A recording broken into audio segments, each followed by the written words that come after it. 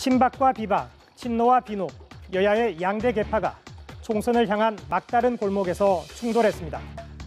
공천권을 둘러싼 사활을 건 공성전이 이미 시작된 모습입니다.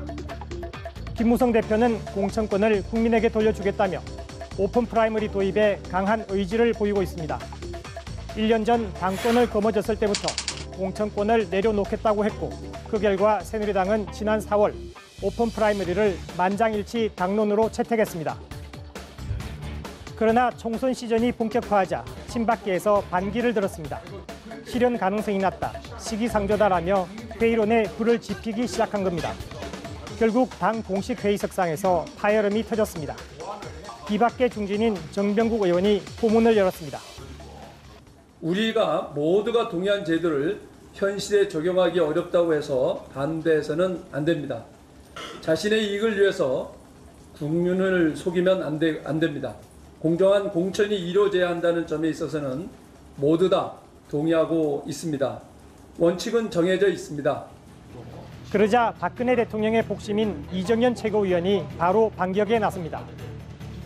말하자면 역선택, 그렇지 않아도 일반 선거도 총선도 참여율이 적은데 그러한 오픈 프라이머리 그 경선을 했을 때 참여율이 매우 낮고 매우 낮는데 상대방들이 똘똘 뭉쳐서 지지자들이 역선택을 해가지고 밀고 들어가면은 2% 3% 경선할 때에 큰 판세가 뒤집어질 수 있는 그런 문제점들이 있기 때문에 친박계의 오픈 프라이머리 반대에 청와대의 의중이 반영된 것 아니냐는 해석이 꼬리를 물자 김무성 대표가 직접 나서 종지부를 찍습니다. 그러니까 이 오픈 프라이머리를 자꾸 흔들리는 세력들이 자꾸 이 말을 만들어내는 모양인데 저는 정치 생명을 걸고 오픈 프라이머리를 간접시킵니다. 이것이 우리 정치 개혁의 결정판입니다. 국민 70%가 지지하고 있는 것을 왜 제가 이걸 포기를 합니까? 그러나 지금까지는 견제구 수준이지만 시간이 흐를수록 양측 간에는 강속구가 오갈 것입니다. 새정치연합은 이미 총선 화약고에 내관이 터졌습니다. 현역 의원들을 평가해 10월 말쯤에 5명 중 1명은 공천을 주지 않겠다고 하자 비주류 진영의 저항이 만만치 않습니다. 당권제민혁신위원회는 국회의원을 포함한 선출직 공직자에 대한 공정하고 투명한 평가를 통해 국민의 참 일꾼과 기득권 정치인을 엄정히 구분코자 합니다. 평가 결과 하위 20%는 공천에서 배제됩니다. 문재인 대표는 계파 공천이 아닌 시스템 공천의 출발이라며 힘을 실었습니다. 감히 의견을 말씀드리자면 평가 결과 하위 20%의 공천 탈락은 매우 안타깝고 아픕니다. 그러나 당대표나 계파의 자의를 배제하고 또 특정 지역이나 다선 중진 등 인위적인 구분 없이 공정하게 적용된다는 점에서 긍정적인 측면이 크다고 생각합니다.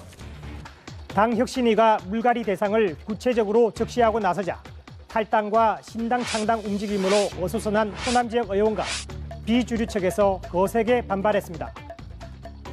전남 지역 의원들은 심야에 만나 혁신안이 미칠 파장을 심각하게 고민했습니다. 평가의 공정성과 객관성에 문제가 있다는 건데 한마디로 친노가 공천 칼자루를 쥐게 될 것이라는 게 호남과 비주류측 의원들의 판단입니다. 특정 계파에게 줄 세우기로 저는 이어질 수밖에 없는 그런 상황이고요. 결국 자기들만의 그런 패거리를 위한 패권 정치를 하겠다는 그런 의도가 숨어져 있지 않은가 하는 의혹이 강하게 제기되고 있는 겁니다.